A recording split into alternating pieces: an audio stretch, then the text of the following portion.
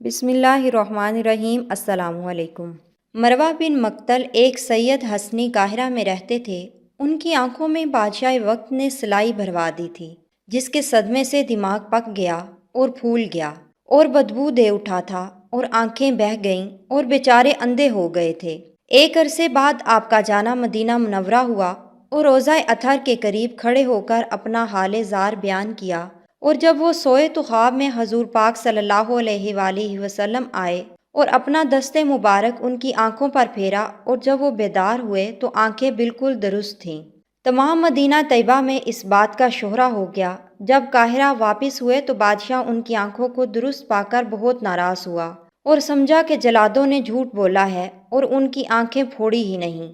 جب لوگوں نے بتایا کہ مدینہ منورہ تک یہ اندھے تھے اور وہاں پہنچ کر یہ واقعہ ہوا، تب بادشاہ کا غصہ ٹھنڈا ہوا اور وہ نادم ہوا۔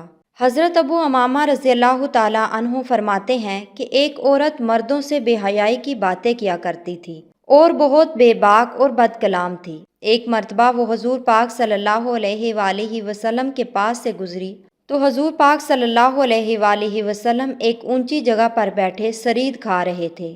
اس پر اس عورت نے کہا کہ انہیں دیکھو، ایسے بیٹھے ہیں جیسے غلام بیٹھتا ہے اور ایسے کھا رہے ہیں جیسے غلام کھاتا ہے۔ یہ سن کر حضور پاک صلی اللہ علیہ وآلہ وسلم نے فرمایا کہ کون سا بندہ ہے جو مجھ سے زیادہ بندگی اختیار کرنے والا ہوگا؟ پھر اس عورت نے کہا کہ یہ خود کھا رہے ہیں، مجھے نہیں کھلا رہے۔ حضور پاک صلی اللہ علیہ وآلہ وسلم نے فرمایا کہ تو بھی کھا لے۔ اس نے کہا کہ مجھے اپنے ہاتھ سے عطا فرمائیں۔ حضور پاک صلی اللہ علیہ وآلہ وسلم نے اس کو دیا تو اس نے کہا کہ جو آپ کے منہ میں ہے اس میں سے دیں۔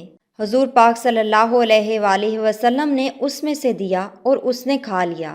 اس کھانے کی برکت سے اس پر شرم و حیا غالب آ گئی اور اس کے بعد اپنے انتقال تک اس نے کسی سے بے حیائی کی کوئی بات نہ کی۔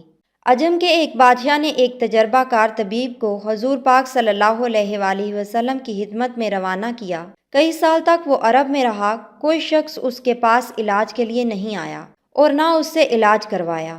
پیغمبر صلی اللہ علیہ وآلہ وسلم کے پاس آ کر اس نے شکایت کی اور کہا کہ اس غلام کو صحابہ کے علاج کے لیے آپ کی خدمت میں روانہ کیا گیا ہے، لیکن کسی نے اس کی طرف توجہ نہیں کی تاکہ وہ خدمت جو بندے کے لیے مقرر کی گئی ہے بجا لائے۔